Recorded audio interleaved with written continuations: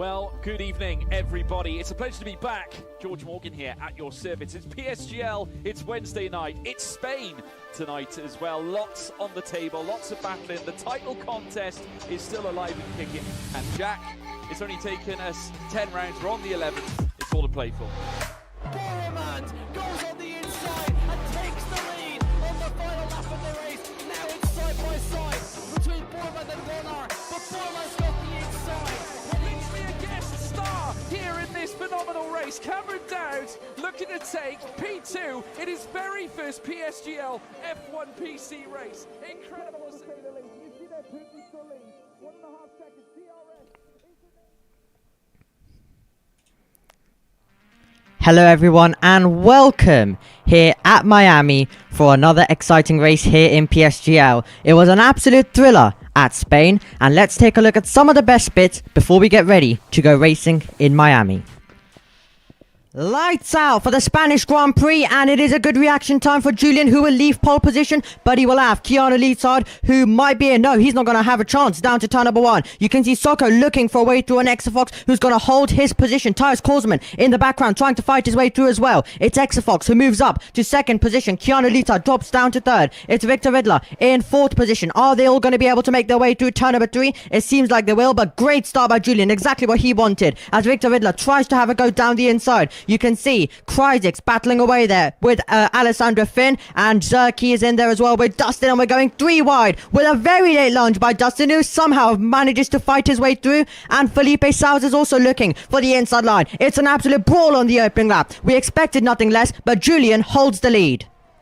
Yeah, brilliant start there from Julian. Actually onto the soft compounder tyres for the Ferrari. A lot of the drivers going on the softs. That's a spinning Aston Martin in the back, and that's Tristan Round losing a bit of his front wing as well to boot as in that situation as well. A very big mix of strategies here on me, as Marco looking to the inside of Alessandro Finn. Oh, Victor Riddler's round! And Victor Riddler rounds in turn 3, and that's going to be crucial for his race. He's luckily still got most of his front wing, as that's also Socko round on the inside of turn 5. It's all kicking off here on lap 2. We've still got another 31 laps to go. Yeah, it looks like they might have been going side by side. Talking about them side by side, Menno up the inside line. We've got Zach Miles up against Alessandro Finn, and Alessandro Finn from the attack to the defense, and the defense wasn't successful, neither was the attack, as Tyus Korsman fights his way through as well. So give it a few laps or so and the tide will shift, and it will become the soft tyre runners under threat from everybody on the hardest. Marco on the inside of Dustin.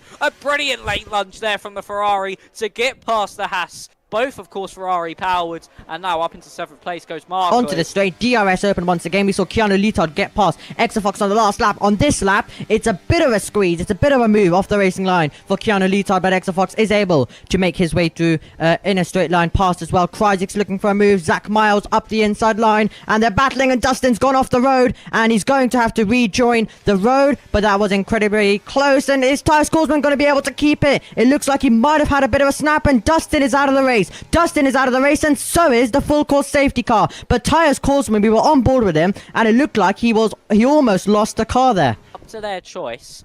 As Julian is into the pit lane, actually Exafox, Keanu, Felipe all join him as well, so we could maybe see everybody on a medium. Exafox picking up a 5-second time penalty. That could be crucial come the end of this race.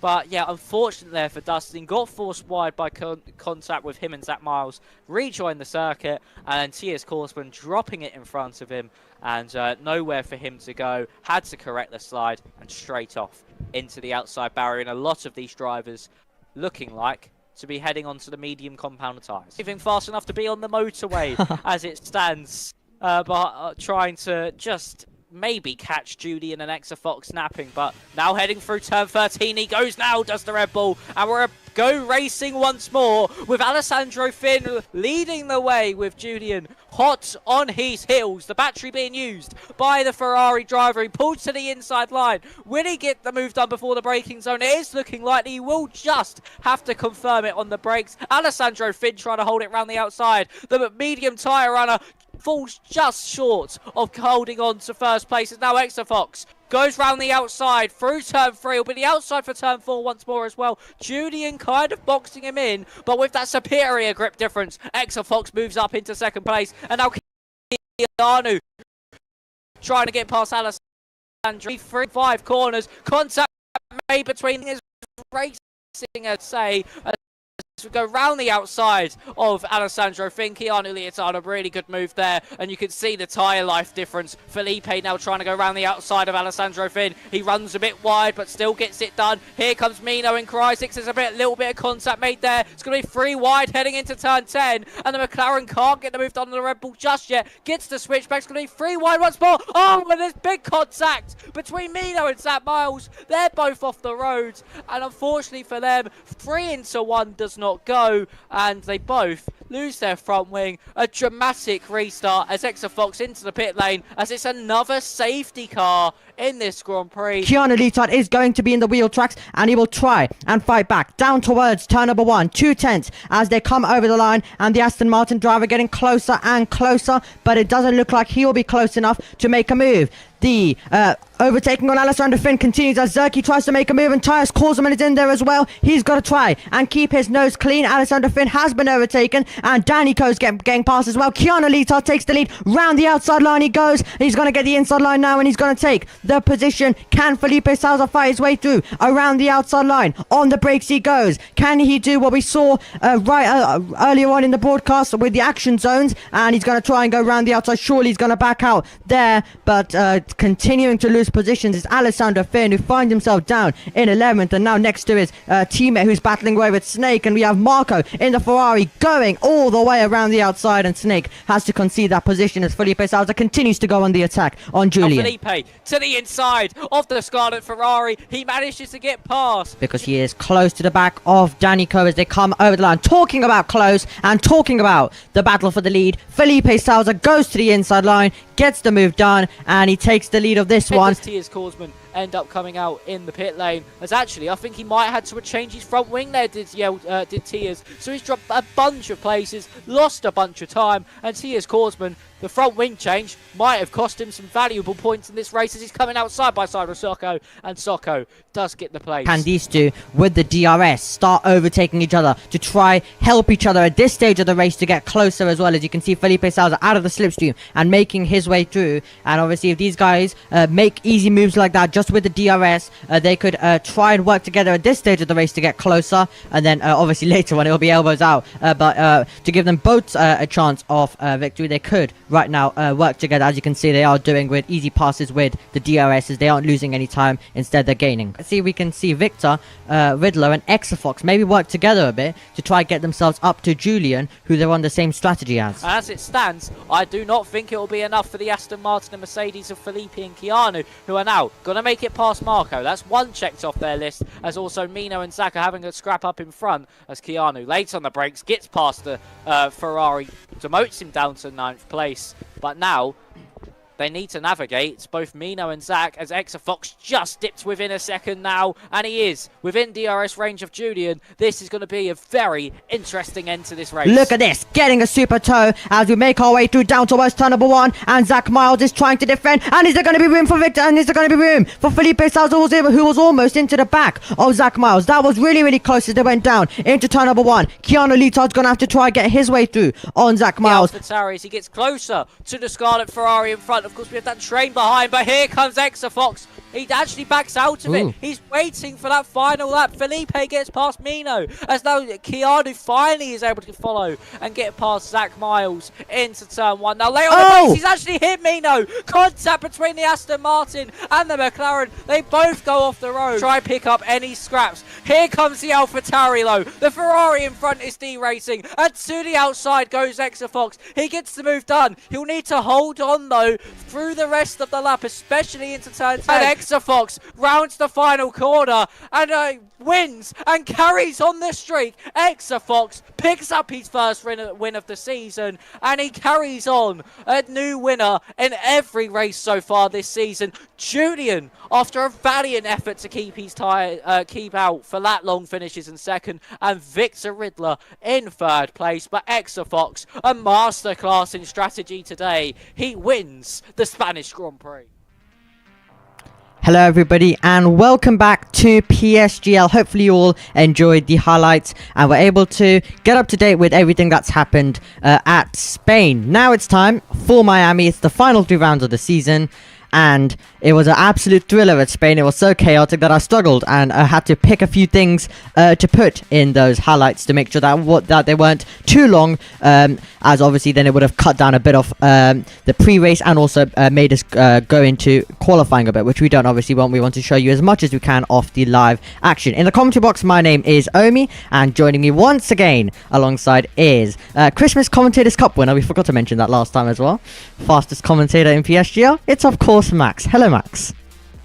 Hello Omi. Hello everybody. I'm happy to be back, and yeah, we should be in for an exciting one around Miami this evening. Yep, we absolutely should. And Spain was an absolute thriller.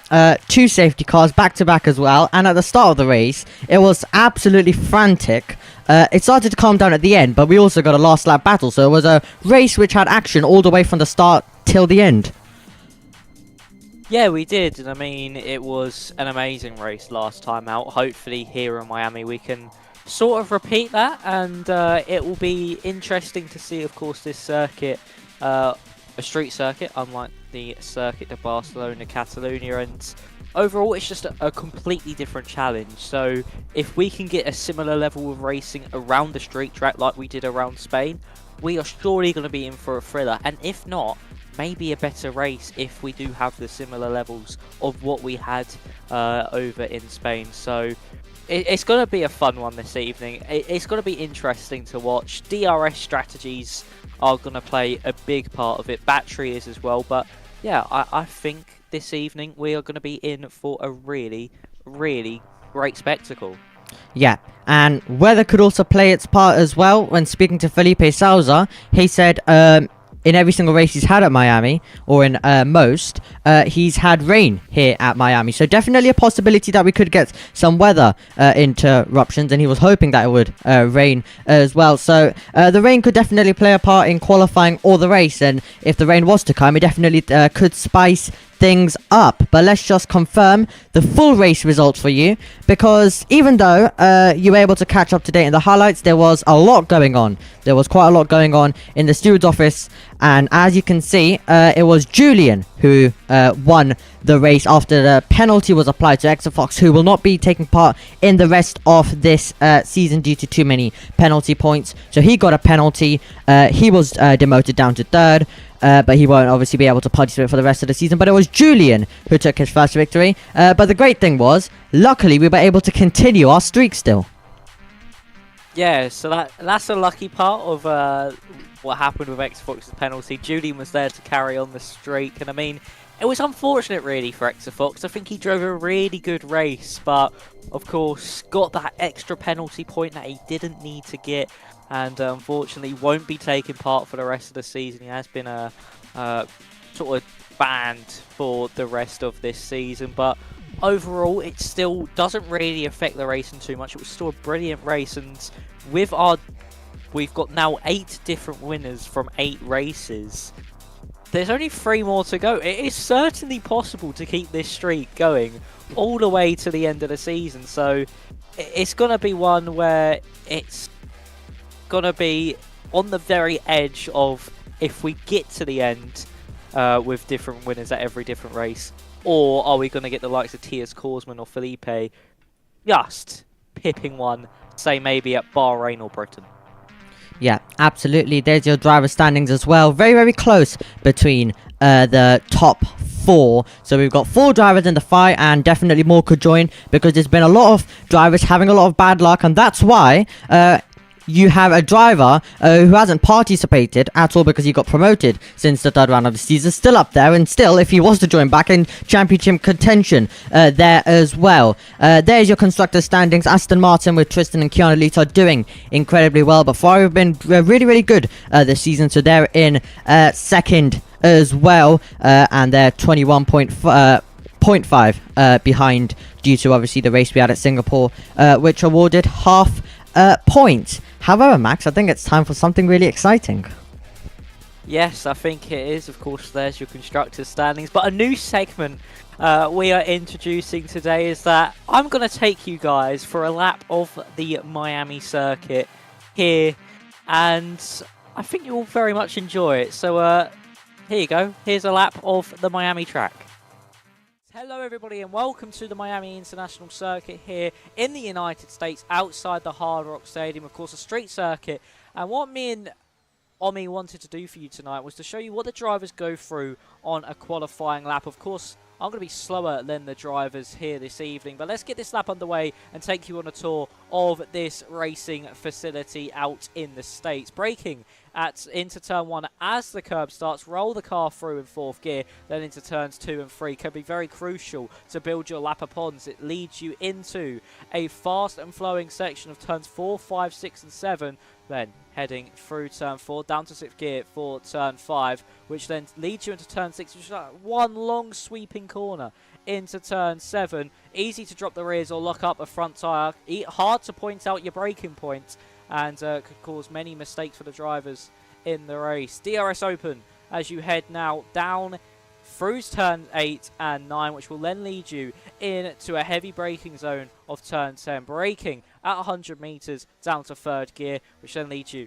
into turn 11. 4th gear, very, very long corners, very slow through here as you now through turn 12 and into a clumsy chicane, 13 and 14. Leading into turn 15, that finishes the tight and twisty middle sector, and then you get on the power to then try and get the best run possible down this long straight, which will then lead you into the final braking point of the circuit, and a very heavy one indeed, of turn 16. It's going to be just before the 100-meter board. You start hitting the brakes, down to 3rd gear, then run the car through the corner, and now through turn 17, and then finally through turn 18. You keep it as close to the inside as possible in your qualifying lap across the line for us. And that has been a lap. Great lap by Max there. But let's look at some of your action zones as well when it comes to the racing. This was Fionn McKee up the inside of Alex down to turn number 1. And they continue the battle all the way through turn number 1, 2, 3 and 4. Some great action put on by all of these drivers. This was Norbert versus Roman, and Norbert made the move, but sometimes the battles can continue down into the braking zone, and it was Fionn McKee and Alex at it again, and that was a very late lunge coming from the McLaren man as he managed to get his way through. And now, hopefully, on your screen, you should have the pictures now of the circuit and all of the drivers out on it right now, and we are currently focused on Felipe Sousa, one of the championship contenders. He's hoping to have a good race today, and we can hear from him now about his thoughts about his championship battle and also the circuits coming up. Yeah, the championship has been really tight with tires. Obviously, we've been fighting throughout the whole championship, and yeah, especially the last rounds, you know, with Monza, we were like overtaking each other the whole race, and then we got Singapore as well, where yeah, I got unlucky with this team, but it happens. And then yeah, obviously I didn't start the first 2 races as I wasn't at my home, so I couldn't really race. But yeah, now we just not have tires with the opponents for the championship. You know, we have Julian as well, as he won last week. He's really closing up with us as he tied with me, and also Jack just 1 point behind. So I think it's gonna be a really good championship because 3 races more. So yeah, I'm really looking forward to these races. I really like Miami as well. It's a really good track for me. I hope I can do well there. I know qualifying is gonna be really important, and also we have the British GP and then Bahrain GP, which are one of the favorites for all the drivers, I think. So yeah, pretty excited to fight for the championship for the first time. Actually, I wasn't really expecting because I didn't start the first race as I said. And then on the third one, I got P12, so wasn't really any points there. But yeah, I started getting podiums and then feeling confident about it. So yeah, I think if I get a win here, it's pretty possible to close up on Sayas, depending on his result, obviously. But yeah, really looking forward to the rest of the championships and also the upgrade. Now that we have the interview on stream and also the highlights is pretty good. So yeah, feeling really amazed to be in this grid, and now just looking forward to go up. So great to hear from him there. He's right now in second position. Zerky is in first, and as the hot laps now start to come in, and these first laps can also be really, really crucial for the drivers, just in case if they do invalidate in the next few runs. And also it's also a good point to build off as well, to get faster and faster in this session. And also there could be mistakes, as we have seen at many points during this season. So as you also always say, Max, these first laps can be really crucial.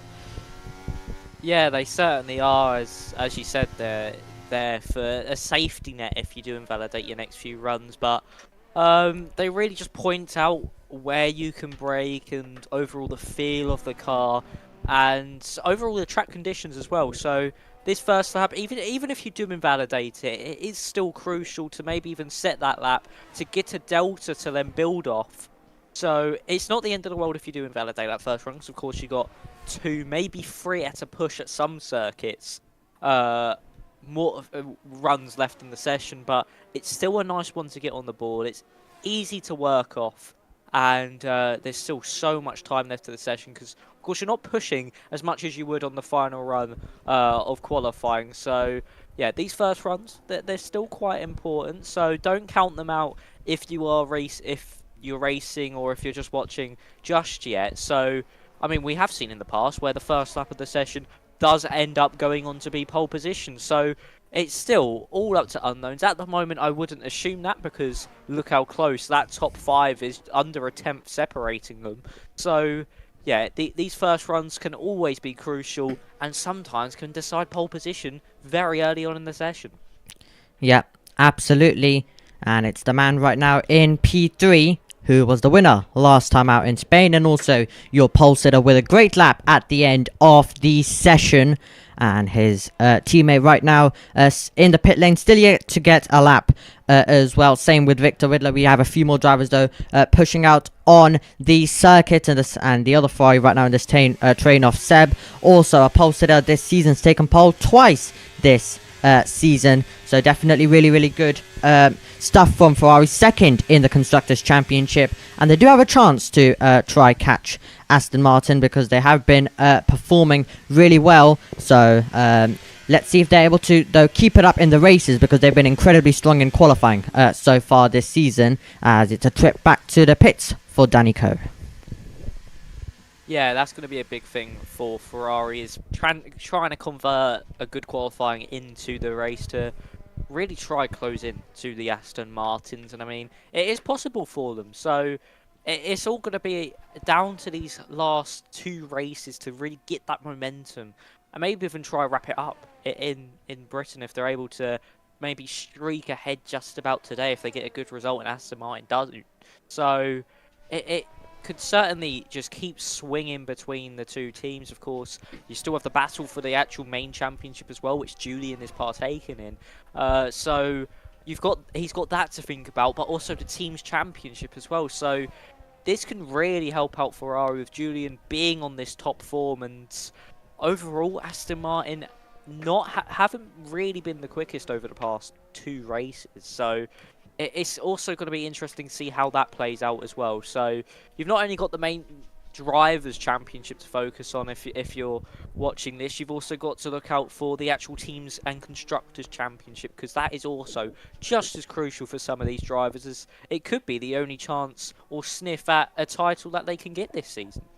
Yeah, Absolutely, with how close it is. And Julian, with that victory last time out, really getting himself into the battle. It was 8th position where Felipe Salza finished in. It was 14th for Tyus Korsman. So on a day where it didn't go right for the championship, the main championship contenders, it's now allowed Julian to join that party. And he is going to like a 3rd position. Felipe Salza in 4th and Tyus Korsman in 5th. So they're all together on the circuit as we see Zerky make his way down towards turn number 1 as he starts his lap. He's right now in 2nd, and the best starting position he's had all season was in Qatar, and it was on the front row. Let's see if today's the day where we can upgrade it to pole position.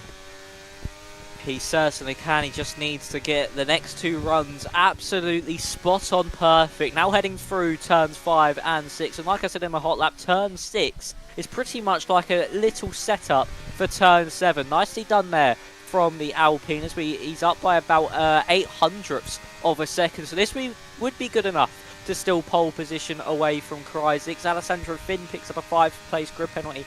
I think that could have actually been a little collision there between him and Kuba Wozniak, because Kuba Wozniak is now out of the session down that back straight, and I don't think we will maybe see a lobby restart for that one due to it being a collision. But hit the Alpine though, still going strong on his lap as he now heads through turn 15. Nicely done through a clumsy middle sector. He's lost a bit of time though. He's only up by 31 thousandths of a second. At this rate, it will not be provisional pole for the Alpine. So now heading down into the final braking zone. It's so easy to look up the front left-hand tyre heading into this corner, but he's managed to do it nicely. Hit that apex well, needs a good exit, a bit of a twitch as he's picking up the power, but it's still a good run up to the line. What would it be for Zuraiki? And it's going to be provisional pole position.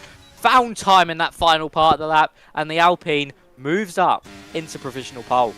Great stuff by him. Kryzik's already looking though to respond and take it back away from the Alpine man. Victor Riddler can do that though, as he's now gone to the top of the table, and that's a 1 minute 25.984. So that's a great lap by the Mercedes man, and Felipe Salza is in 2nd position as well. So both Mercedes have taken a massive step forward there.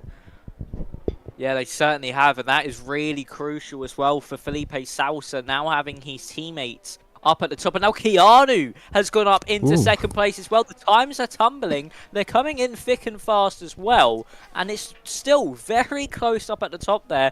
The top 3 still not covered by a 1/10 of a second, so it's still anyone's game for pole position. And now Tristan heads up to the top. It's been a really good second run here for Aston Martin and Mercedes. Tristan now with a 25.964, 200th. Tyus Korsman.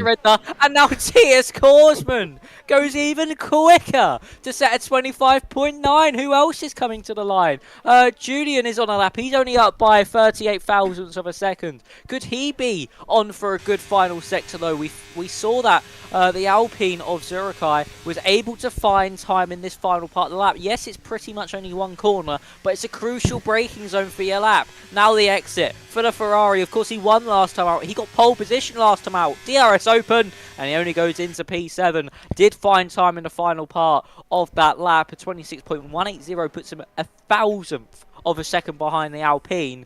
But the times came in thick and fast there, coming to the ends of that run.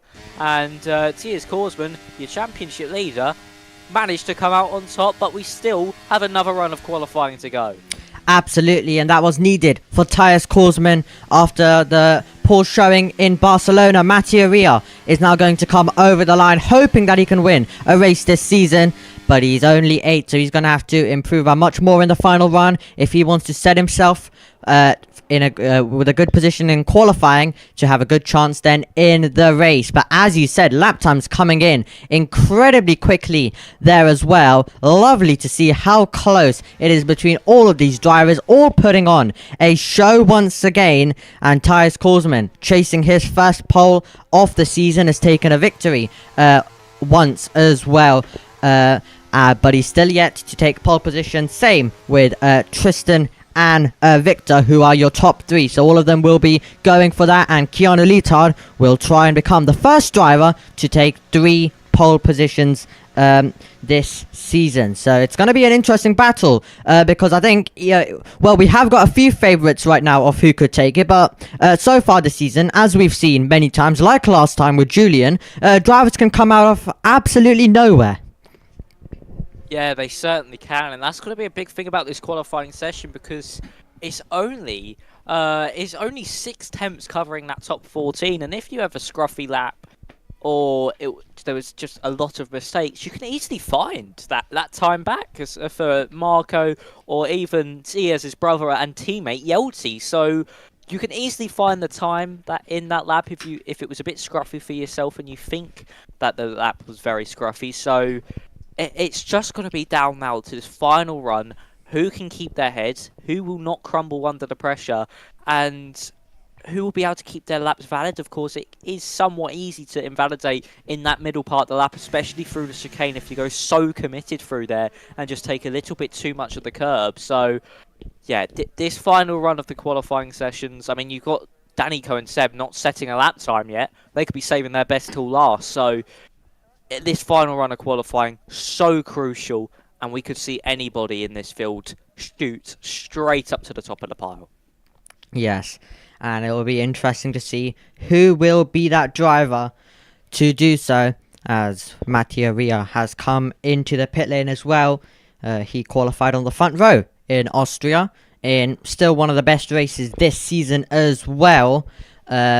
And for later on in the season, for the final race to end it all, I think we might be live for a bit longer in that one, and I might get an extended highlights for that race, as we weren't able to get even any highlights for Austria out, and being one of the good races. If it does remain the best race in the next few rounds, then we'll give that an extended highlights, because that was thrilling, lap after lap of action there. Really one of the great races this season, but every single race keeps getting better and better, and let's see if this can be the best qualifying, because right now, as Nicolas Sora has been given a penalty as well, so let's see now if this can also be a very great qualifying. They're all coming out, and this is going to be really exciting to see who is going to be on pole position, and the threat could come from absolutely everywhere, as we've already mentioned.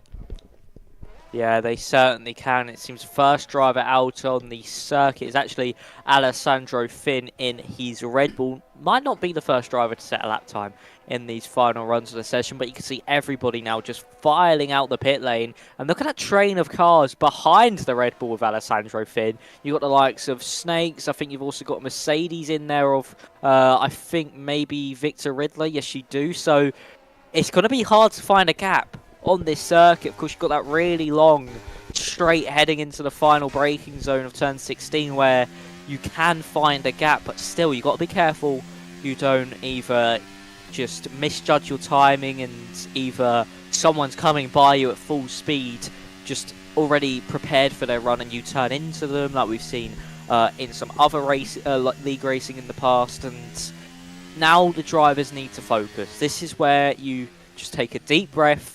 You don't think anymore, you just get into this type of flow state and you get underway. But Alessandro Finn will be the first driver to set a lap on this final run of the session around this amazing racing facility here as he heads down into turn 1, braking as the curb starts, goes down to third gear, short shifts up to fourth. Now through turns 2 and 3, crucial for his lap if he wants to get anywhere near the top of this session. Heading into turn 4 now, we'll keep it in 7th gear. Nice little lift off there to flick down a gear into 6th and then through turn 6, leading into turn 7, down to 4th gear. Hard to point out your braking zone and a big slide as well on the exit. Good catch there from the Red Bull driver, but down on his lap time. That's not what he needs, but a lot of time could be found in this middle sector. This middle sector, of course, very, very crucial to your lap overall. Very tight, very twisty, and a very slow section of the circuit where commitment is key.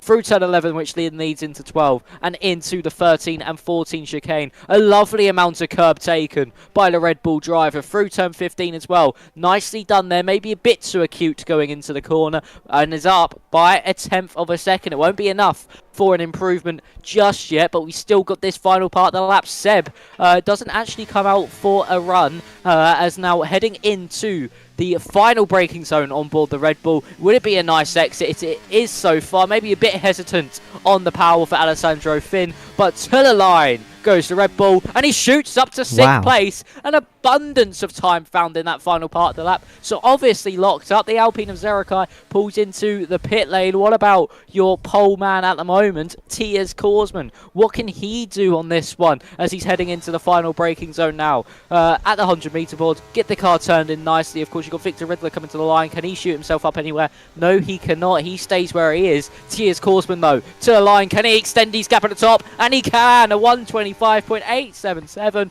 But you still have the contenders coming to the line like Tristan, who's heading into the final braking zone as well now. You've got him, Felipe, and Keanu all in the train here in this final part of qualifying. Here comes Tristan. Can he spoil TS's party? But no, he can't. He finds 2,000ths in the lap. Keanu, can he find anything? No, he cannot. It all boils down to Felipe, and he can't find anything either. TS Korsman, unless Hazif can say anything, it's gonna be your pole city. You'll think, unless Danico can say something, but no, he slots into 16th.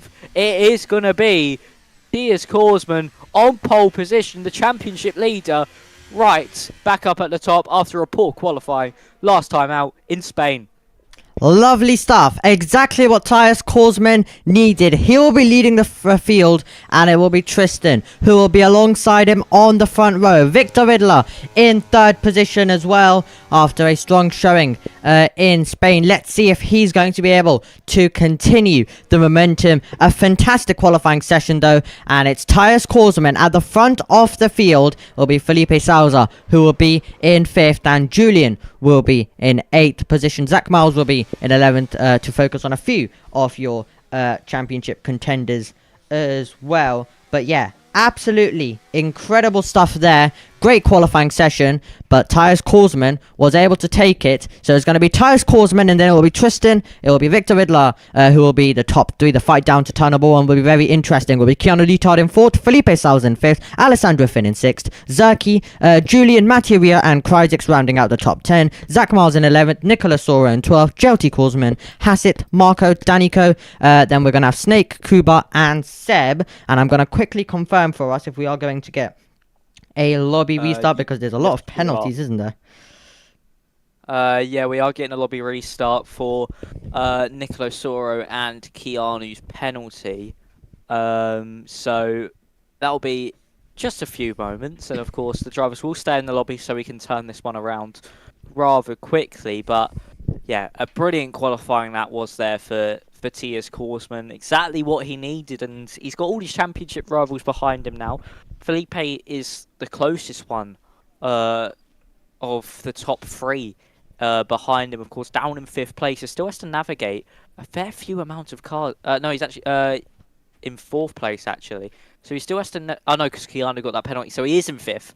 Sorry about that, everybody. But he'll have to navigate a fair few amounts of cars to even get close to Tiers. And if Tiers is able to break DRS, which is tricky to do around Miami, but is possible... it could, unless we get a safety car in this one. So, still, a long way to go. And Tiers in the best place possible. But he needs to convert that pole position into a race win. And that is going to be the difference, you would think, maybe, of him winning and losing this championship. Absolutely. While we get the lobby restart, we'll quickly go for an ad break and give a little shout out to our amazing sponsors, GT Omega.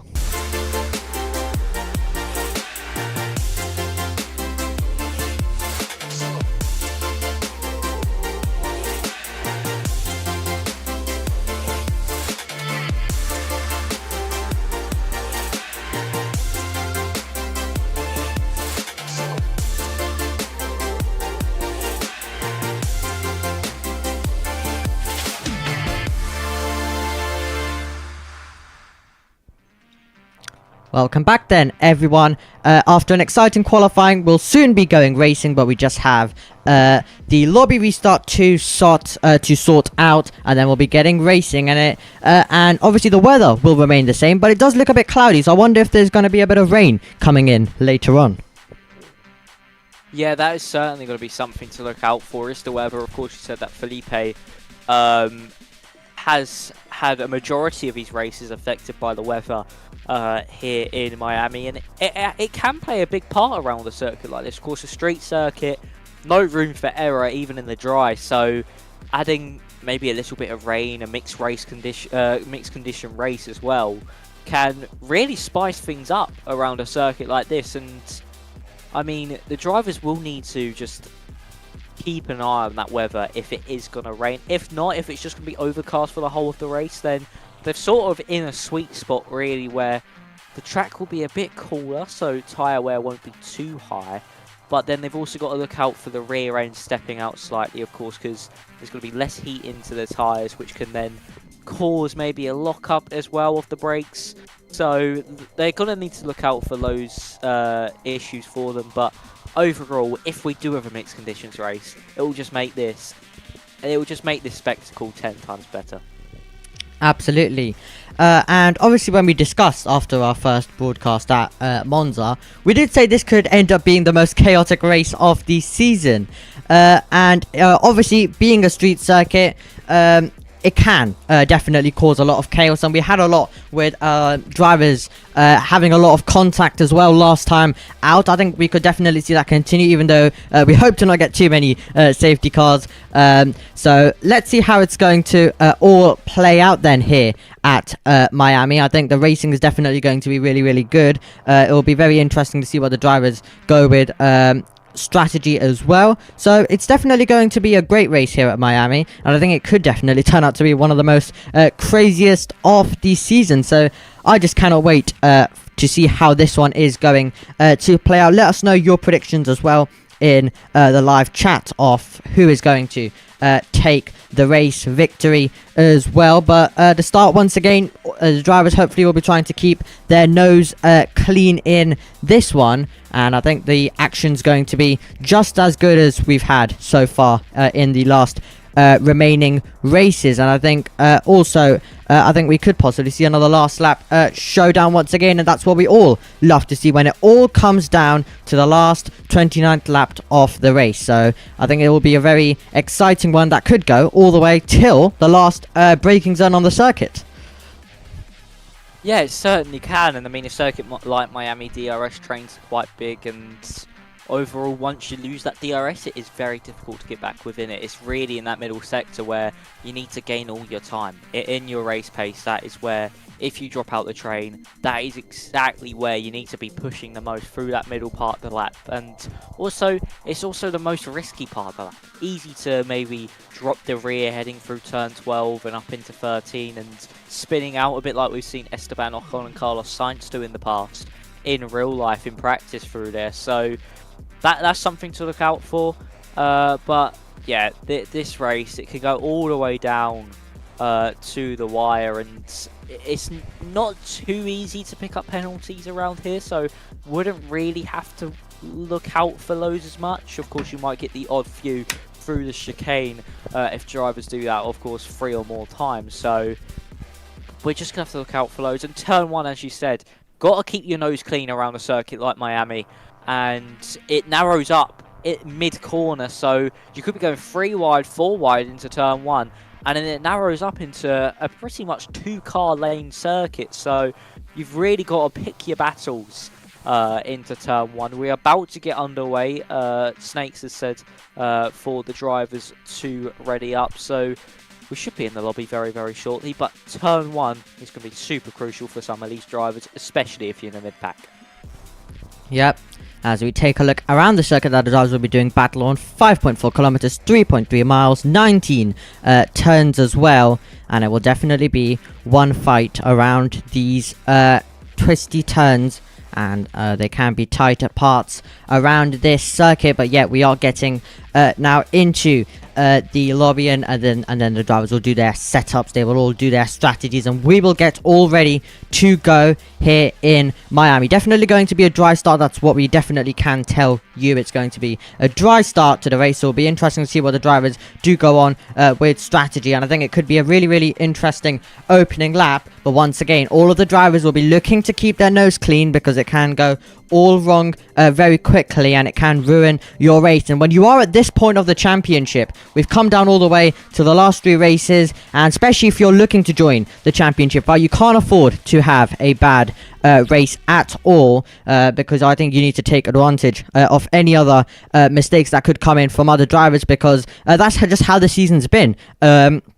We've had so many mistakes from plenty of drivers, which is keeping this championship incredibly close, letting new people join when they have an amazing race, like Julian last time had an amazing race at Spain, and now is in the championship battle. So it's definitely game on at the front of the field, and every driver will be looking to have a good result, because if you do get that good result, it definitely could mean that you can, it definitely does mean that you could join the championship party, and that's what everyone is here to do, and that is win the championship. So let's see who's going to be able to keep their nose clean, and that's going to be one of the main things as they all try to chase down victory.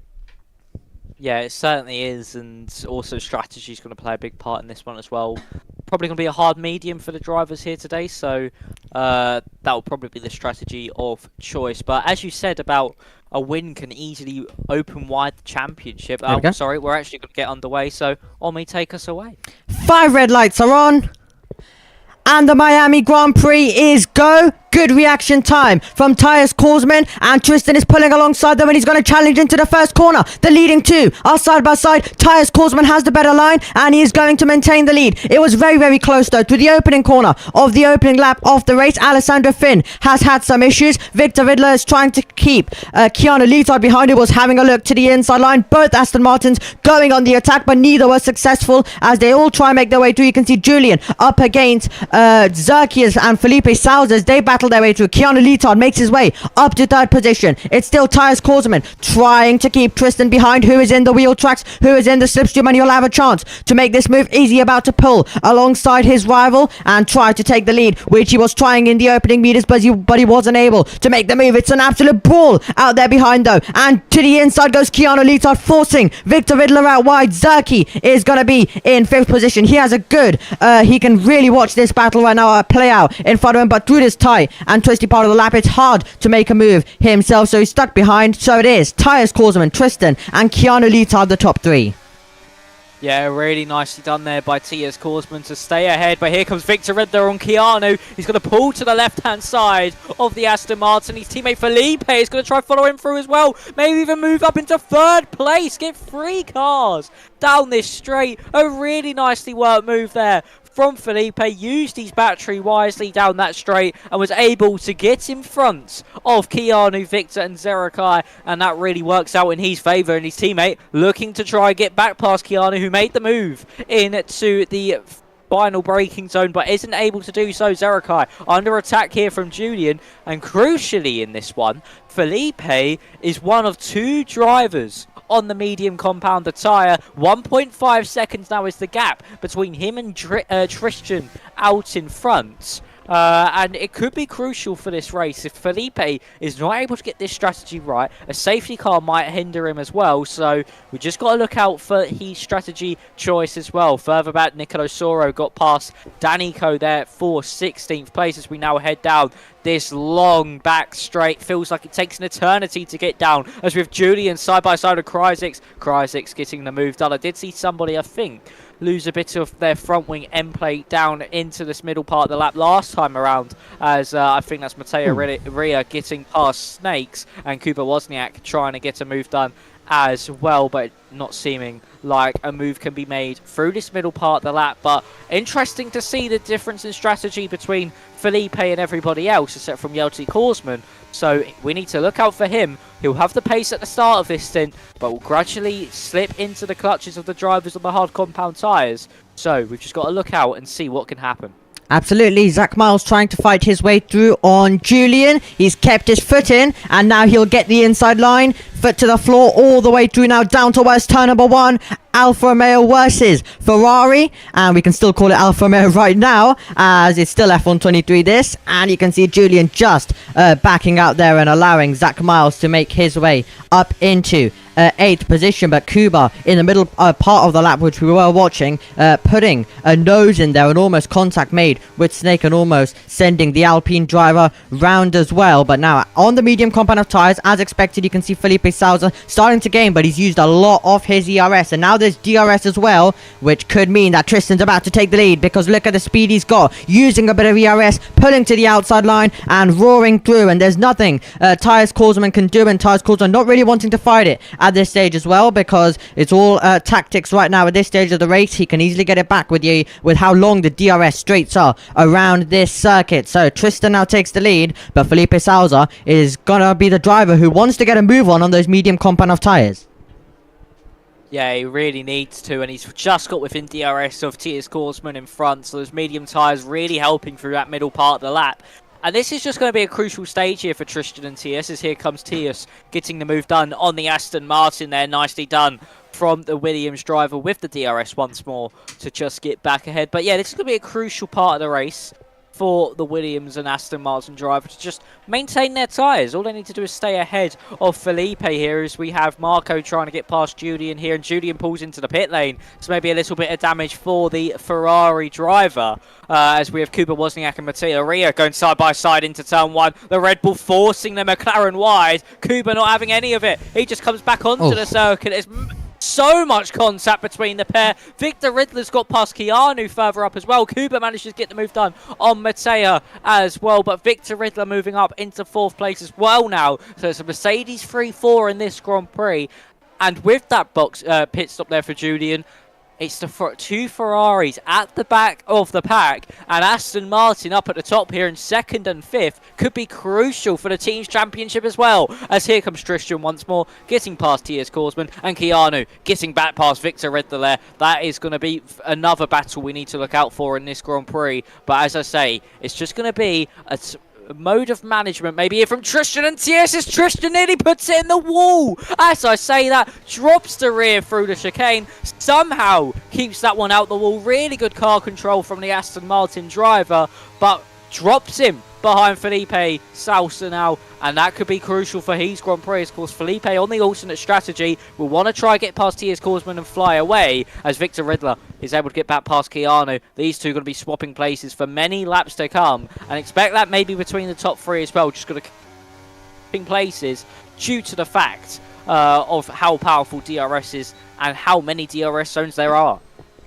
Absolutely, a lot of action there for you as well. It's all continuing though. It's now Zach Miles up against Kryzix, and Zach Miles is taking the position in 7th right now at the moment. But yeah, massive moment with Tristan. Wasn't able to fully catch that one though on my end, but it looks like he did have a moment, and he's staying close though with Felipe Sousa, even though Felipe Sousa does have the tyre advantage. But with the DRS, he'll be able to claw it all back on Tyres Korsman as well, and the battle between Victor Riddler, Keanu Litard, and everyone in that train all the way down to 11th will continue in the meantime. As you can see, Felipe Sousa gaining with the DRS, and then he gets on the brakes. Now he's closed up, so you might have a chance to take the position when we get onto the next straight. Marco is getting past Jelty Korsman, and Jelty Korsman stuck right now. Is he about to throw a nose down the inside? And he's not going to risk it through this part of the lap, because most of the times when the drivers do risk it, it could end up in tears for the pair of them. But you can see he is staying very close and is surely going to look for the move. Another driver looking for the move, possibly Felipe Sousa. No, looks like he's backed off, so it doesn't look like he is going for it yet. So he is just sticking behind as they get on the brakes, and Keanu Litard having a little look. Jelty Korsman getting his way back past Marco as well as they get on the brakes. But some great racing already in the mid-pack, like we saw in Spain as well. A lot of battling in the mid-pack, while the leaders start to now get in a bit of a rhythm in the DRS train, as Tyres Korsman all out of shape as he makes his way through turn number 1 in the race lead. Yeah, that's what we're really going to see in this race. The mid-pack just going to sort of be scrapping it out a little bit more, because of course They want to climb up the order slightly. And what Felipe could be doing here is just sitting behind the Williams of T.S. Korsman here and just trying to build up his battery. Of course, was on 0% at one point heading down this long back straight, but now up to 30%. Oh, he might be under pressure by Tristan. To the Mercedes. He's very under pressure from Tristan. He's actually pulled to the outside, has the Aston Martin driver, and he's actually managed to get the move done before we even need to hit the brakes. Really nicely done there from the Aston Martin driver to get a really nice drive out of turn number 7 as Keanu gets past Victor Riddler once more, and Marco gets past Yelty Korsman as well. So Felipe maybe caught a bit napping there. Did make some mistakes, I think, through that first part of that. Wasn't his strongest sector that he's had this race. So maybe those medium tyres could be overheating slightly or starting to feel a little bit of wear on them. But he's just going to try and build his battery back up as here comes Tristan getting past T.S. Korsman. Nice and easy with the DRS. And the Aston Martin driver once again back up into the lead of the Grand Prix. And Victor Riddler as well up into 4th place. Wow. Past Keanu once more. And these drivers all just going to be swapping places at the moment.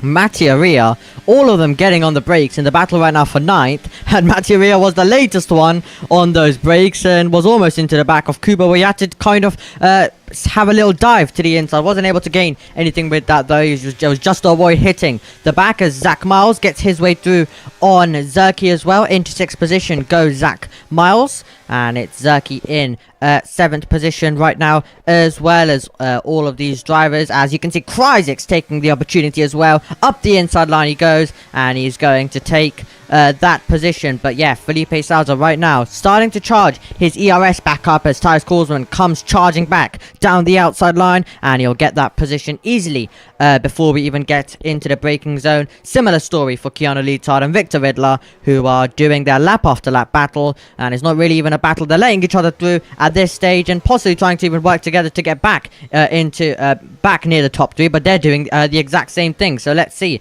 if these guys are successful. They'll probably need the top 3 to hold themselves up a bit, and Jelty Korsman picks up a time penalty. We did mention that we probably won't see too many of those, but it looks like he's really been pushing as well, and he's getting passed by Kuba, so not the race that he wanted on the medium compound of tyres, as Mattia Ria is going to take the position. Another change of lead though at the front of the field. Battle still continues though as they get on the brakes, and Jelty Korsman being passed right now, and Hassett's going to be the next driver to try and make a move, and let's see if he's going to be able to do anything down to turn number 1. You can see he's using a bit of ERS. He needs to if he wants to be able to pull alongside, because there's DRS for Jelty Korsman, but he didn't use it all there because he's obviously got to still save some, so he's sitting behind right now, but I'm sure he'll be able to try something on this lap, as Seb is our first retirement of this Grand Prix in the pit lane.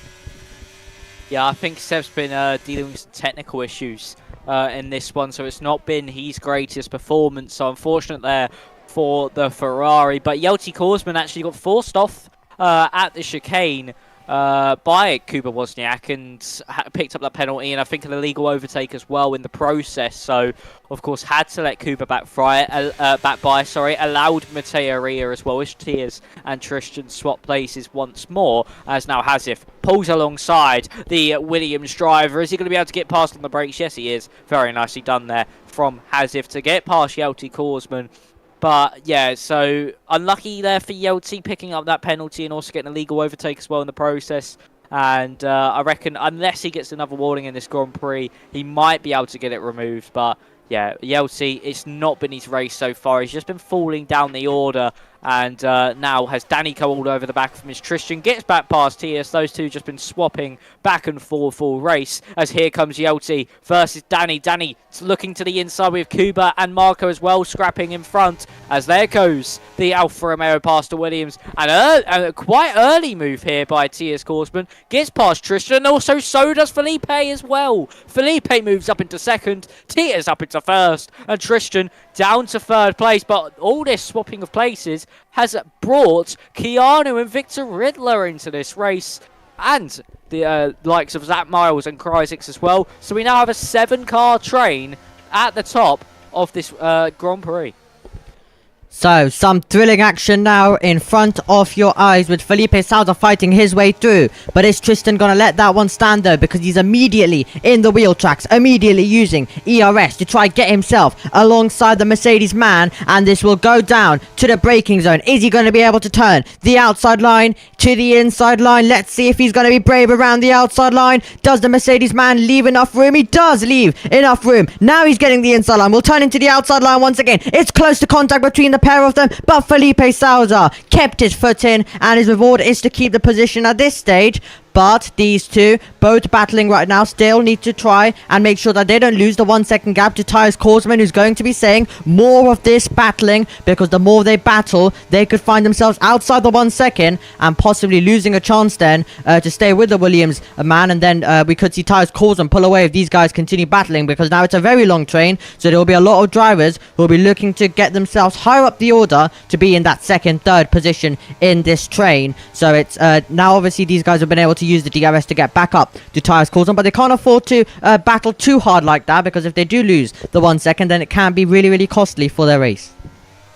It certainly can, and I mean, Tristan really did try to get past Felipe there and tried everything, but Felipe was just a bit quicker down that straight. And now look at the Mercedes all over the back of the Williams in front. Of course, all 5 of the top 5 cars are all Mercedes powered, so there wouldn't be any difference in the engine front, as they would say if this was real life. But of course, these are all on equal performance. So down this back straight we go once more. Mateo Ria gets past Marco there. So here comes Felipe. He's going to go for the move on Tias this time around. He's been sitting behind him for the longest of times and is now able to move himself up into the lead of this Grand Prix. Of course, these two championship rivals, 5 points separating the pair, and as it stands, Felipe moves ahead of Tias Korsman. But once again, we need to look for the straight down into turn 16. This is where Tias likes to get the position back after losing it down that back straight. He's not had the greatest of exits though compared to the Mercedes driver in front.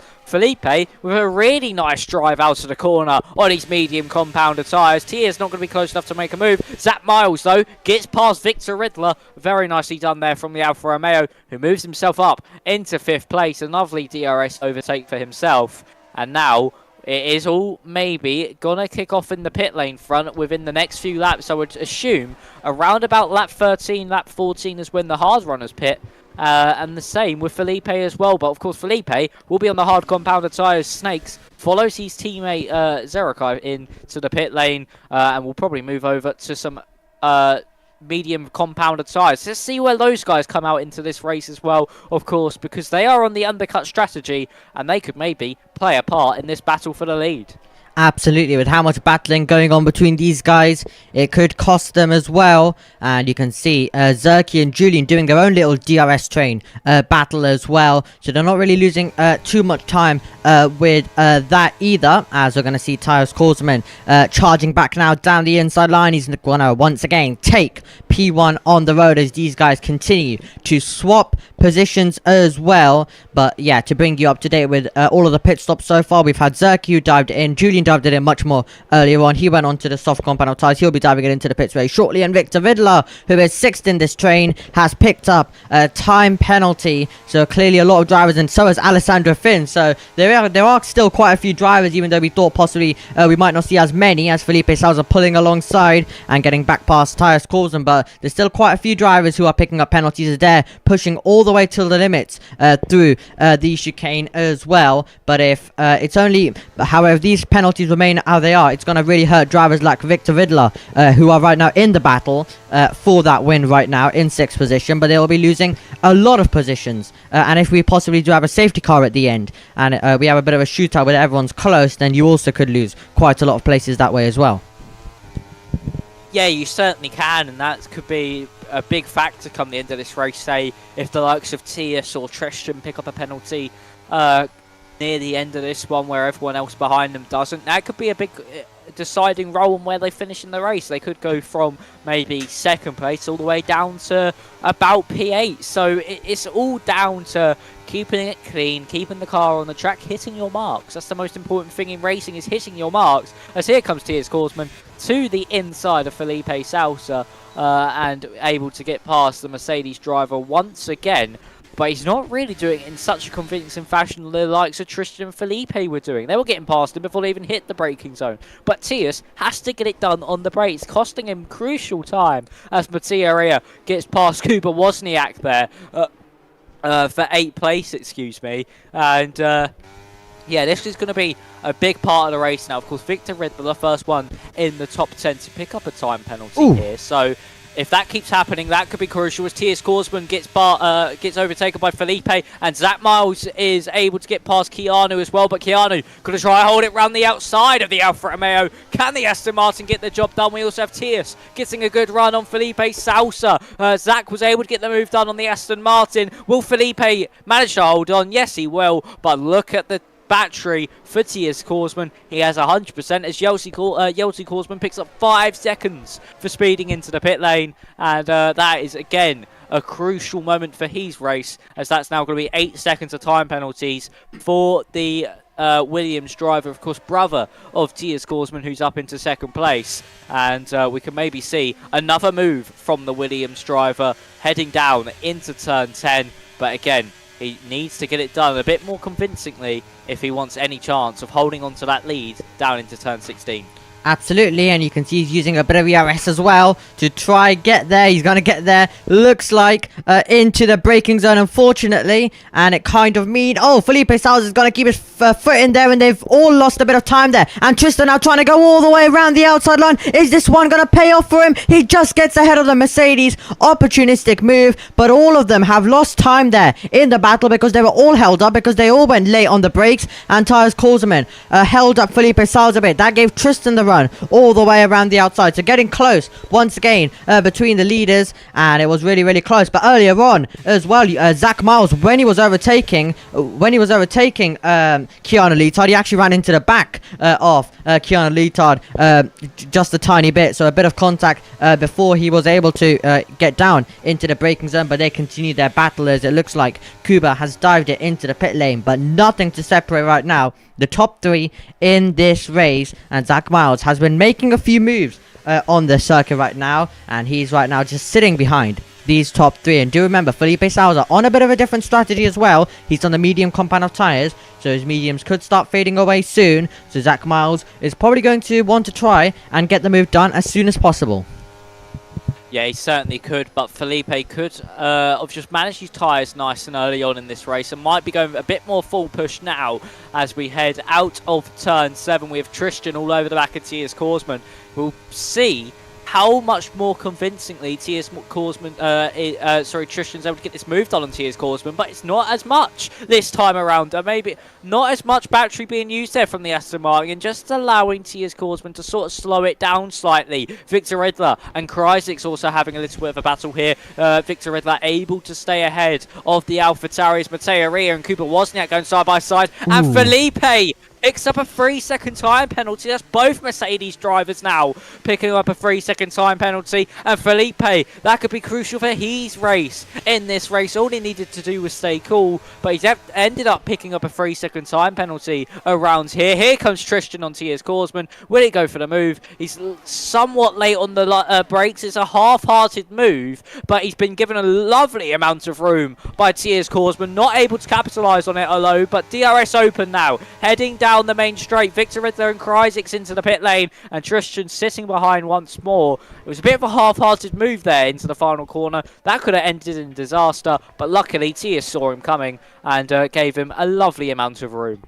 Yeah, apologies if I did mention that Kuba dived it into the pit lane. We were going through that part of the lap, and I saw him drop down the order, so he must have had a mistake then instead, which saw him drop down the order a tiny bit as well. So he has continued on, so he will probably be diving it into the pit lane soon. But yeah, getting really close. Every time it does go down to the braking zone, they're losing time. Do remember that. So there could still be other people who play a massive factor in this race. Here comes Tristan. Is he going to go for the move to the inside line? No. And instead, look at Felipe Salza to the inside, and he's got past, but he's very deep into the apex, and that's now once again gonna hold them all up. But Felipe Salza, Tristan are going for the move, and Felipe Salza says thank you very much, and takes the lead right now with a penalty though for both the Mercedes drivers. Yeah, that is really nicely done there by Felipe, capitalising on the opportunity that he had. But yeah, that penalty also crucial to his Grand Prix. Unless Tiers, Korsman and Tristan and maybe the rest of the field pick one up, it might mean that move might be for nothing. But here comes Tiers once more. Will Tristan try follow him through? No, he will not. But Williams late on the brakes, locks up slightly, covers off the Mercedes this time around. Let's see if anyone dives it into the pit lane. And yes, they do. It's Tristan pulling at the trigger for the first one out of this top three to come into the pit lane. Of course, we had Victor Riddler, Kryzix into the pit lane as well. Let's see where the Aston Martin comes out compared to the Mercedes and the AlphaTauri onto the medium compounder tyres for the Aston Martin. Here comes Victor Riddler and Kryzix down that main straight into turn one. Will Tristan be able to beat them out on the exit? It's going to be super close, but no. He's even maybe dropping behind the Alpine. No, just about slots in beautifully between Kryzix and the Alpine Azuraki and is able to keep P9 on the road, but drops behind two rivals in this Grand Prix. Of course, Kryzix and Victor were in that top six train. So, crucial for Tristan's race. And here comes Zach on Tiers Korsman as well.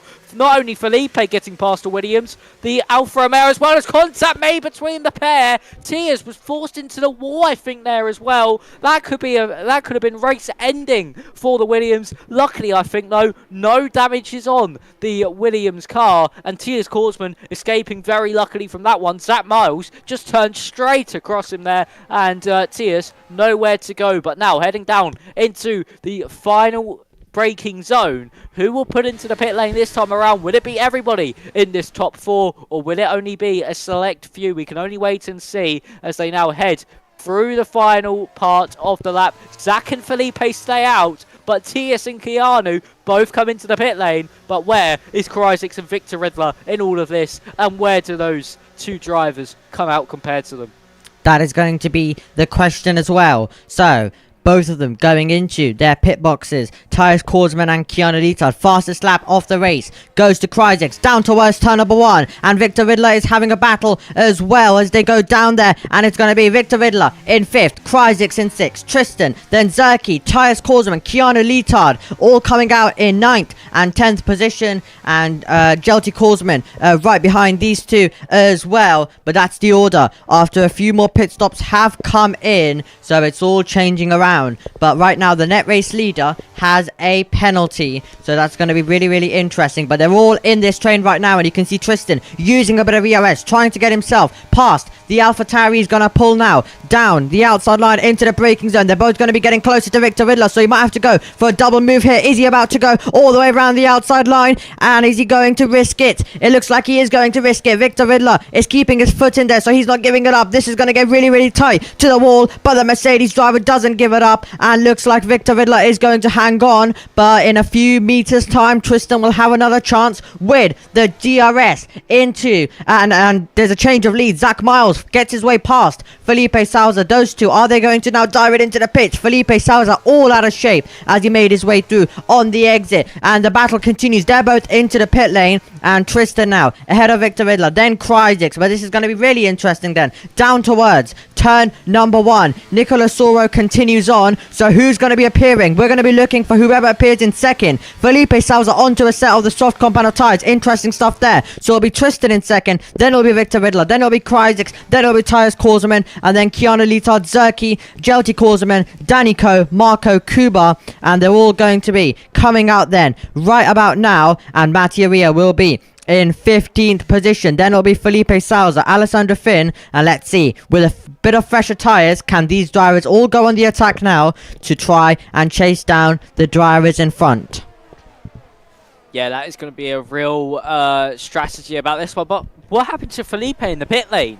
He's dropped so far behind Zach. So I don't know what's happened there. Maybe just got his turning in wrong. Maybe a bit of front wing damage. I didn't see his actual pit stop itself. So he's now down to 16th with a lot of work on his hands. As Zach Miles already gets past one of Jelty Korsman, one car there. Might even be able to get past another within the next few corners of Zarurki in the Alpine. Can he get past heading into the chicane? No, he will not. He'll just have to follow the Alpine through. He goes so slow. The Alfa Romeo was pushing him through the chicane there. Zerakai going super slowly through turn 15 as well. Maybe an issue on the Alpine, but here comes the DRS for the Alfa Romeo. He'll get by, but we'll need to look out for Jeltsi Korsman behind. Will the Williams driver look for a lunge late on into this braking zone? He's going to look to the inside of the Alpine. He's able to get by, but nearly put him in the wall, and Danico also follows him through. Nicolo Soro comes into the pit lane. We're nearly 2 by 2 heading down into turn 1 now, as with Kuba Wozniak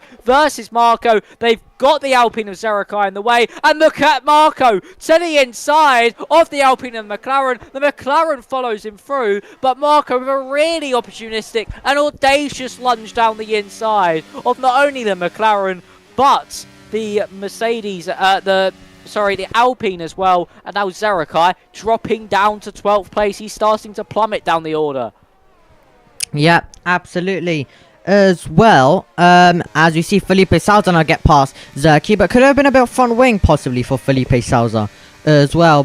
Might have been for him the reason why he is down as well, but all of the battling still continues. This is Danico getting his way through on Jeltsi Korsman, who is on the hard compound of tyres, but now Felipe Sousa on the soft compound of tyres is going to be going on the attack. His first, the first driver he has to get past is going to be Hassett, and then Kuba all the way in this train down to 7th position. So let's see how quickly he's going to be able to make the moves, but he knows he can't wait around in this race if he does want to get up to the race leaders, but he's got quite a lot of drivers to pass. As you can see, Jeltsi Korsman making a move. Is there going to be any room for Marco though? He got boxed in momentarily. Now a gap has opened up for him to the inside line. He will be late on the brakes. Is he going to get this position? It's going to get super tight on exit. Danico trying to fight his way through as well. It's Kuba now up alongside, and he's going to have a mega run to the first corner. Jeltsi Korsman's fighting his way through to the inside line on Marco. Kuba is going to be in there. Is Kuba about to risk one to the inside of both of them? Oh, that's so close to contact. How are all of these drivers still pointing in the right direction? It's Kuba in 9th, or is it because he's still having a go on Jeltsi Korsman? Marco's in 7th. I think we can confirm that at this stage. And around the outside line for Kuba, it won't work. Jeltsi Korsman gets his elbows out. It's Hassett, and then it's Danico still trying to find a way through, and he's diving to the inside of 2 drivers there. And how are these drivers still all pointing in the right direction? It's Hassett who will now have a chance with the DRS as well, and a bit of ERS, but he's not got much because he's drained so much in this battle. And Felipe Sousa is in the mix. He's trying to find his way through cleanly, but it's so hard when there's cars all over the road. He's on the outside line, and he's trying to go round the outside line and use the grip on the soft compound of tyres, and he's moved up to 10th. He's still got Kuba, Marco, and Jeltsi Korsman to pass though. Yeah, really nice racing respect between these drivers. Scores a bit of contact with Kuba, making it 3 wide down into turn 1. Zerakai picks up a 3-second time penalty, but that was crucial there for Felipe to try not to get held up as much as possible in all that battling. Still did get slightly, but was able to get past both Danico and Hazif. But here comes Marco on Jeltsi Korsman into the final braking zone. Can he get the move done? Yes, he can. And here comes Kuba round the outside for P8 on the road. Can the McLaren get the move done? But here comes the Mercedes of Felipe. They could go 3 wide again into turn 1, and with Jeltsi Korsman and Kuba in it as well. Will the McLaren be able to lunge down the inside of the Williams? No, but Jeltsi goes wide. He locks the rear tyres, and Felipe manages to thread the needle and get past both Kuba and Jeltsi Korsman. A brilliant move by the Mercedes. Bided his time behind all these drivers and was able to get by. As you can see, the sky's got a lot more overcast, so that could help Felipe here with a colder track surface. Not as much wear on the tyre as Victor Riddler gets overtaken by Cryzix up at the front of the field. Of course, we've not been really focusing on this just due to the sheer battling going on behind. Here comes Felipe now, getting past Marco up into P7 now on the road. After being down in P16 in these pit stop, it took him only about 3 or 4 laps to get up into 7th place. A brilliant drive so far for Felipe, but now has to try again. 3.5 seconds on Zap Miles in front, who is trying to chase down the DRS train that's in front of him, and that's going to be a really tricky task for the Alfa Romeo. Absolutely as well. You can see Cryzix just sitting behind at this stage of the race, and Felipe Sousa, as you mentioned, has got 3.4 seconds to gain, then has also when he gets past Zach Miles, another 4 seconds to gain. And then he has another 3-second time penalty added to his time. Same goes for the man in third position, which is his teammate right now in the Mercedes, Victor Widler, who is in third position. So great to see right now all of these drivers doing battle, but it's been a bit calm at the front of the field as we would expect. All of the action in the midfield as they try and move forward, and Mattia Ria is getting past Jelty Korsman, and Danny Coe is going to try and follow through, but Tyus Korsman remaining close, going to the inside line of Victor Widler and momentarily fighting his way through. He was eventually through. He was through, but now can he be eventually through though? It's going to be really, really tight. Keanu Lita, look at this. He's also getting his way through into fourth position. And Tyus Korsman is going to maintain third, it looks like, into the braking zone. Victor Widler, though, down to fifth position. Thrilling racing once again. And here comes Kuba trying to get past Hassett. Is he going to be able to go around the outside? He'll have Marco as well for company down into the braking zone. He's going to go past a pair of them late on the brakes, but he's not made the corner in the way he would have wanted to. And Marco comes charging back round the outside line. And Hassett is trying to follow through as well. And he's going to get the inside line. Can they all keep it on the road? No, Kuba's been given a 3-second time penalty, and he's been mugged right now as we see Mattia Rio in the Red Bull fight his way through. And here comes Tyus Korsman. We're going 3 wide for the lead. Tyus Korsman trying to go to the inside line on the two of them. Kryzik takes the lead. Korsman takes second, and Kryzik is wide to open the door. It's getting darker and darker. The racing is getting absolutely fantastic once again. They're banging wheels. It's 3 wide over the line for the lead of the Grand Prix, and Kryzik has got the inside line, but Tyus Korsman refuses to give it up. He goes storming round the outside line to maintain the lead, and Tristan is in second, Kryzik's in third, Keanu Leetard is in the battle now as well. Lovely stuff once again here at Miami.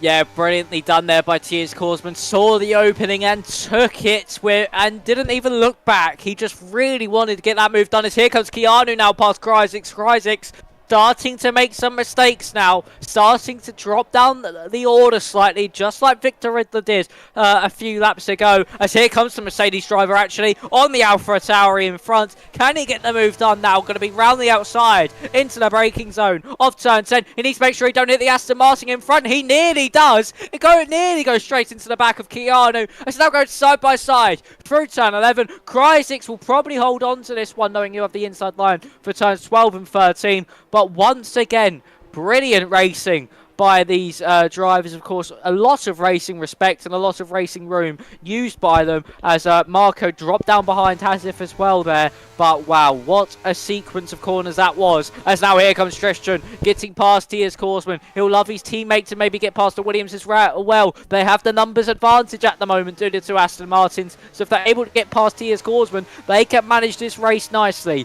But now we need to wait and see if Tyus will fight back into turn 1. He'll have the DRS. He's gaining and gaining on the Aston Martin, but he's just going to wait this time around as Jelty Korsman and Nicolo Soro are scrapping over P13 and 14. And there goes Jelty, dropping down the order like a stone here, down to 15th place, a bit like how it was in the opening stint, not able to hold on to his position, and down to 15th place while his brother and teammate is up into second.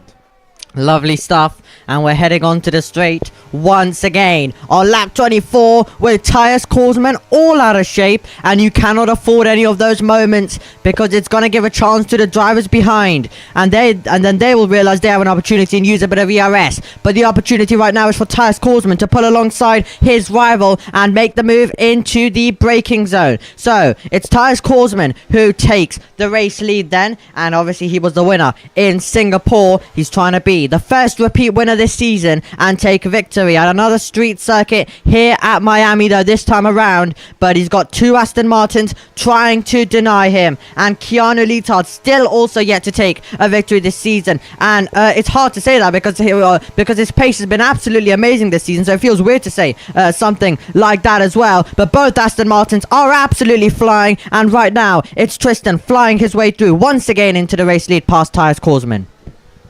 Yeah, it is, and Keanu actually tapping the back of the Williams driver there as well to boot. And this is going to be crucial for their team's championship as well, with Julian scoring no points for Ferrari, sorry. So that's crucial for them. We have Hasif versus Marco. This is over 8th place on the road. They're scrapping tooth and nail here. Just over 8th place for this Grand Prix, but no, Marco will just sit behind into turn 1. Not many drivers wanting to make moves into that first corner, really, due to the fact that there is a DRS zone a few corners later and just after the end of this first sector, and of course you'll be easily got back if you don't have any DRS for yourself. But now the question is, does Keanu help his teammate? Can he get close enough to T.S. Korsman?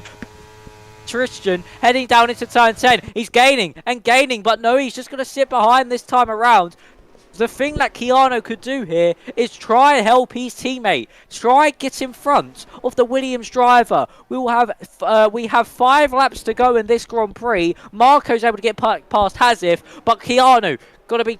Look how close he was getting to the wall there to try and get the best drive out of turn 15 for the Aston Martin driver, but not able to get anywhere near the drive that T.S. Korsman got. He's going to be getting closer and closer to Tristan, but don't think close enough for a move this time around. But Zach Miles has caught up to the back of this train. He's someone to look out for here. Can Zach Miles, on the younger, fresher tyres, cause an upset here and try get to the front of this queue and try hang on to a race victory? That's also going to be another question on everybody's minds as T.S. Korsman following again into turn 1, but Zach Miles has joined the party and he's looking pacey. He definitely is looking pacey as well, but Tristan trying to stand on the top step of the podium. It was 3rd in Las Vegas. That's his personal best of the season. It was obviously the race that Zach Miles, who has joined this party, as you mentioned, also took victory in that one as well. And it was a thrilling one at Vegas, where they were all in a train, and it was DRS chicken to the max, around 7 wide there, almost 7 wide, with everyone just backing off right at the end of that Grand Prix. And let's see if we're going to get anything similar here, because the DRS is so powerful. And you can see T.S. Korsman getting closer and closer right now to Tristan. Snake sets the fastest lap off the race. But right now, these guys who are behind Tristan might get in a rhythm. Keanu Leetard might try fight his way through if he wants to try and help Aston Martin. But the rest of them might try getting a bit of a rhythm here and stay behind going into now the last few laps. Yeah, that could certainly be the case here, that Tristan might be on the back foot, as these drivers will just sit behind all the way through to that final lap of the Grand Prix, and that's when they want to make their moves. But we'll see what T.S. Korsman does into turn number 16. But no, we'll just sit behind. As I say, that's probably what a few of these are going to do. Maybe Zach Miles is just going to charge that battery, of course, very low compared to everybody else, for the next 2 laps of this Grand Prix, and then release one massive attack on everybody in front on those younger tyres. We're just going to have to wait and see, though. 2 laps to go now. 3 laps to go as we cross the line. And this is starting to get spicy up at the top. We have 6 cars all in the battle for the win. One of them with a 3-second time penalty as Cooper Wozniak pulls into the pit lane to retire from the Grand Prix. Not been an evening or a day to remember for the McLaren driver after that incident in qualifying and not really being able to have the best of races. But now heading down through turn 8 and 9. Will T.S. Korsman go for a move? He's getting closer and closer, but no, just backs off. But this could allow Keanu to maybe try and get a move done. But T.S. looks to the inside, and he gets past the Aston Martin of Tristan. He's back up to the lead of the Grand Prix, but has he gone too soon? That is the question. And now will Tristan just try to sit behind him for 2 laps? We'll just have to wait and see, as T.S. Korsman now heading through turn 15 is in the lead of this Grand Prix. But the question is, has he gone too soon? That is definitely the question. Here we go then. Tristan, is he going to come storming back, or is he going to sit behind? It looks like he's pulling alongside, and he's going to be going ahead into the braking zone then. To Keanu Leetard, can he maybe get himself into 2nd position? Because surely that is the position that everyone wants to be in. We have yellow flags out as well. That must be one of the Alpines there as well that has had a moment. But we are going on to the penultimate lap of the race, and if someone doesn't want to lead, this is the lap where they have to do all of the DRS chicken as well, possibly on the last lap in the middle part of the lap. So we'll see how this one's going to go. But watch T.S. Korsman then. Is he going? Is Keanu Leetard possibly going to put some pressure on T.S. Korsman? But once again, it's going to come down to a boiling finish. It includes the 2 Aston Martins. And T.S. Korsman trying to extend his championship lead. Remember, all of this could go wrong very quickly for one of these drivers if they do make contact, because surely they're going to go all in to take victory. Bit of ERS being used for Keanu Leetard. If we look at the ERS levels, it seems like Keanu Leetard with some of the highest DRS, and you can see he's using that to get close. So he's going to have a big opportunity on this last tour. Tyus Korsman not going for the move, and there's an obvious reason for that, because he wants to sit behind, and with the amount of ERS he has, he is going to come charging. But the thing is Keanu Leotard going to be in there? Crysis could also be a shout. He's got a bit less ERS, but he could definitely try and go for some moves. And now we are making our way then onto the back straight for the penultimate time in this Grand Prix. It's 0.6 of a second. Tristan trying to pull away, but with the DRS, Tyus Korsman will gain. So will Keanu Leotard. Now can Keanu Leotard possibly get second position, or is he going to sit behind and do it all on the last lap of the race? Fastest lap of the race for Zerky. It's so close between the top three. We make our way through the last braking zone and about to go on to the last lap for a last lap shootout between all of these drivers to see who is going to take victory. Is it going to be a second victory for Tyus Korsman, or will it be Tristan taking his first? It's going to be Keanu Leotard who will try and capitalize on this as well. He's sitting behind, but he's right in the wheel tracks. He's tucked up, and with the ERS, could he also try and make it 3 wide on this last lap? How close can Tyus Korsman remain? We're going now through some crucial corners,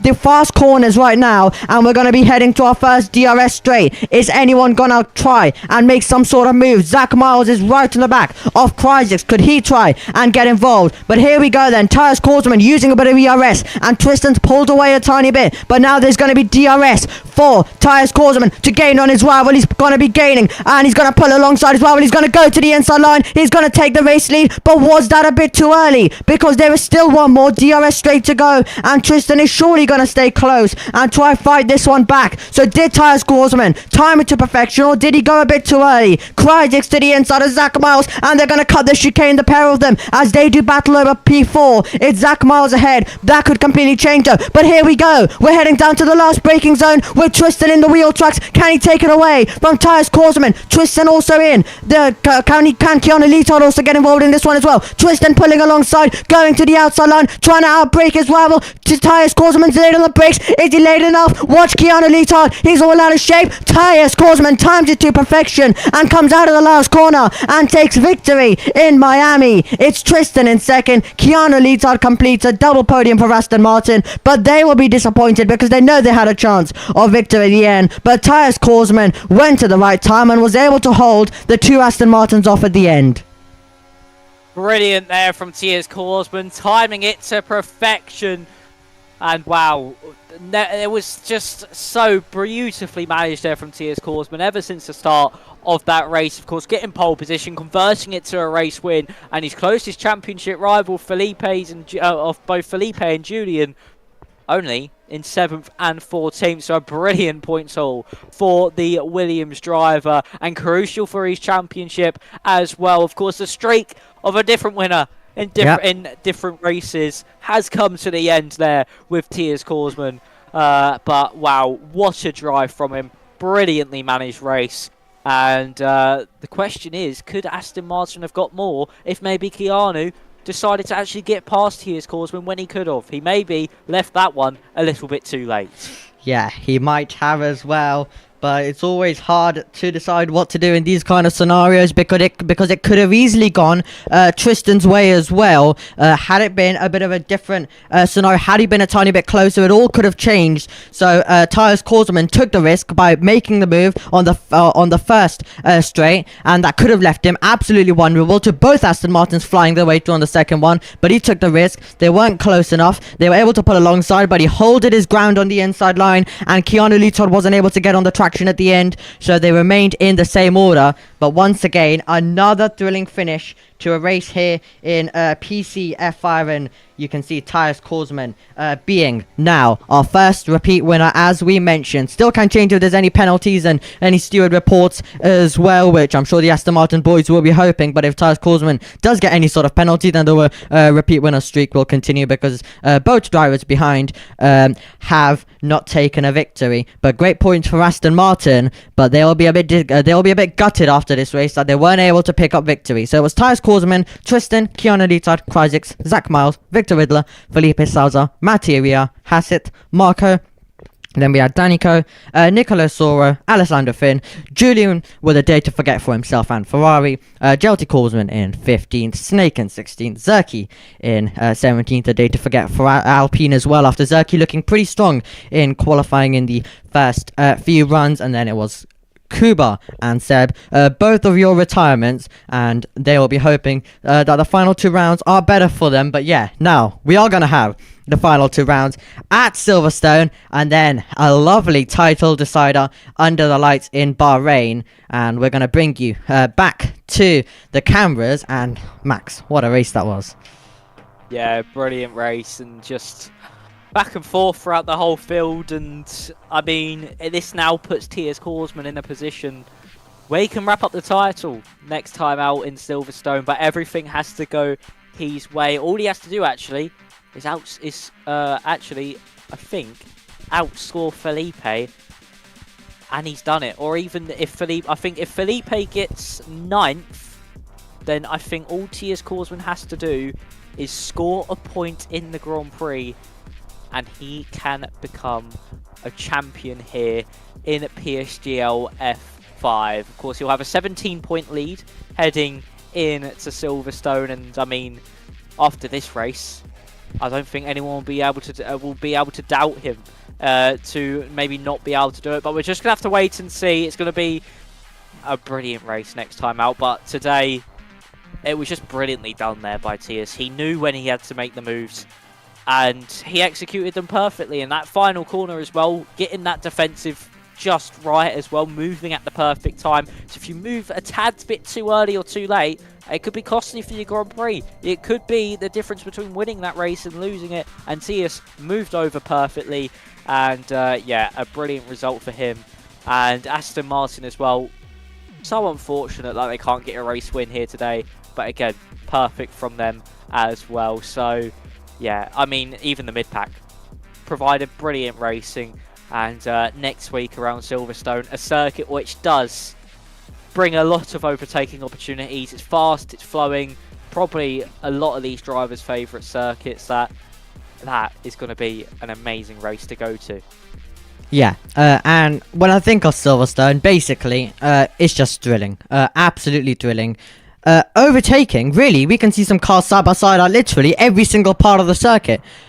Every single part of the circuit is one of those circuits where you could see it absolutely anywhere, with just the nature of the circuit, where we could see at any part of the circuit, any single corner where we could get some side by side. Obviously there's some places where you wouldn't want to go side by side, but these drivers are incredibly brave, as we have seen so far this season. So wouldn't be surprised if we do see some moves possibly being trialed at Maggots and Beckett's, and possibly at Copse Corner as well. So it's definitely going to be a great race at Silverstone, and I think once again it could come down possibly to a last lap showdown on the Hangar Straight, which it could get really, really close. So I think Silverstone, once again, I think Silverstone has a big chance to be the best race of the season, but I think Miami might have stolen it off Austria with the amount of action there was in dramatic moments as well. And we didn't even get a safety car or a virtual safety car in that, which was really impressive by all of the drivers as well.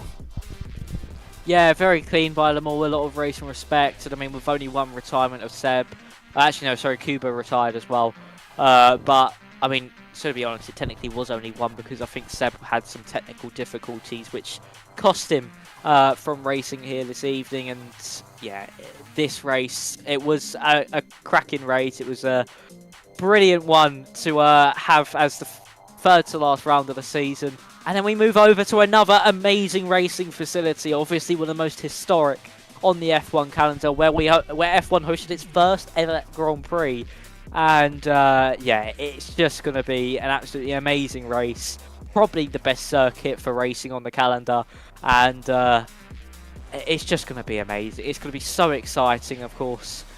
And we don't know who's going to win it. It's going to be up to anybody. Silverstone is a circuit where it can suit a lot of drivers no matter what your driving style. So just expect absolute chaos. And also expect to see a massive DRS train for the lead heading onto that final lap. Yeah, absolutely. I'll quickly check if anyone wants interviews. But as you can see right now, the calendar, as we've already told you about Silverstone, that is going to be some thrilling race, and then we'll obviously head to Bahrain as well. And I'm just going to quickly ask the drivers if any of them would like interviews, because I think speaking to any of them really could have ended up as our winner. So would be lovely to speak to any of our top 3 if any of them are interested.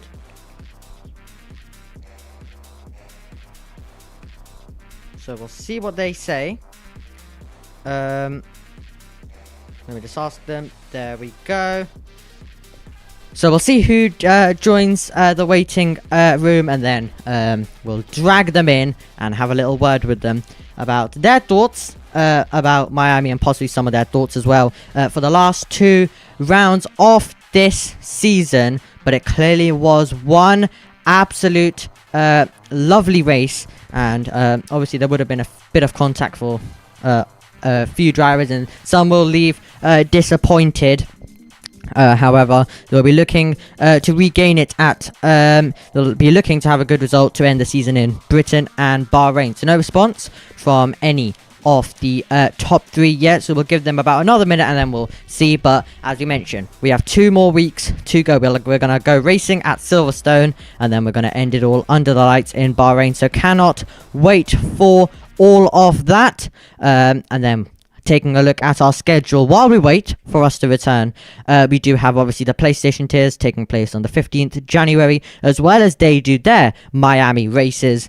And then we're going to have Wednesday on the 17th of January. It's going to be PCF1, and we do know the circuit this time. They're also heading to Silverstone like us, so make sure you tune in to get a little preview of what's to come for us a day later when we return on the 18th of January for the PC tiers.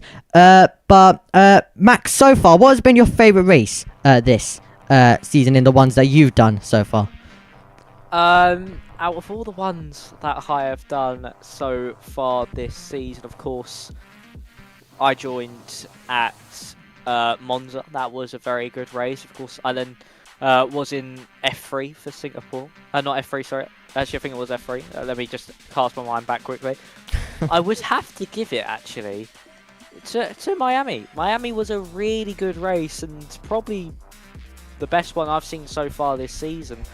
But I wouldn't be surprised if it does get beaten by either Britain or Bahrain, especially with Bahrain being the final race of the season. It could certainly be a race where it's no holds barred. Nobody will care about what position they're in the championship unless you're in that championship fight, and everyone will just giving it their all to end the season off on a high. So I have a feeling that Miami might be toppled by one of the last 2 races, but the question is going to be what one, and we're just going to have to wait and see what one it is. But it's been a really, really good few rounds that I've been here, and hopefully more to come in the future. Yep, hopefully more to come in the future indeed as well. And yeah, we'll definitely try speak to, so it doesn't look like we're going to get to speak to any drivers today for you. However, for qualifying, we will probably try get some drivers in. Especially, we have to, I think, try get Tyus Korsman in once again, like we got him in last time out in Spain, as well as obviously could be championship day for him if things go to plan for him, and things don't go to plan for his nearest rivals. So can we have a little prediction from you, Max? Do you think he's going to be able to take the title next time out? Chances are very high. Of course, all he really has to do is just make sure he's ahead of Felipe, and that could be championship done and dusted. But it's going to be difficult. So he also needs to look out for Julian as well. Of course, gained 16 points on Julian here today. Of course, only gained 12 on Felipe. So it's going to be a tough one.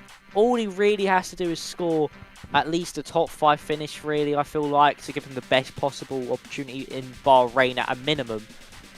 But I think he'll just be able to do it at Silverstone at maybe a top 3 finish there for Tyus Korsman. Absolutely, though. But we still have 2 amazing races to go in this championship. And as we mentioned, with how the season's gone, clearly it can change around as well, where possibly it could be Tyus Coulson having a very bad race, and then, for example, Felipe Salza ending up taking victory with Tyus Coulson not scoring. So anything can happen. So definitely still join us for the final 2 rounds to see who is going to take the championship, and it's not over till it's over. And with how close it's been, I think I wouldn't be surprised if we see it go down to Bahrain. However, Max, closing thoughts from you after a really exciting race around the streets of Miami. Yeah, brilliant race. I mean, action up and down the field. Probably, as I say, the best I've seen so far this season. And thank you all for having me, and thank you, Omi, as well, for having me in the comms box once again, putting up with me for another race. So, yeah, of course, I'll see you all next week, and hopefully we're in for another brilliant Grand Prix around such a fantastic circuit. I probably will be doing another hot lap as well, so look out for that to give you a tour of the circuit before we go into the qualifying session. So, yeah, other than that, thank you all very much for watching and supporting us today. Yep, absolutely. And just a reminder, make sure to be here around 6:45ish as well, to be able to watch the highlights as well from an exciting race as well, and to refresh your memory before we go into the racing action, as we obviously have a bit of a longer build up as well, so make sure you tune in straight away. However, it has been amazing once again. Big thanks to Max for joining me and his hot lab. We'll continue providing you with all of those brilliant little stuff that we give you as well here in PCF5. But from us, it's going to be 2 amazing races to round off the season. But let's see who's going to be the champion. Make sure you join us next time out at Silverstone, where we could be crowning a champion. Goodbye.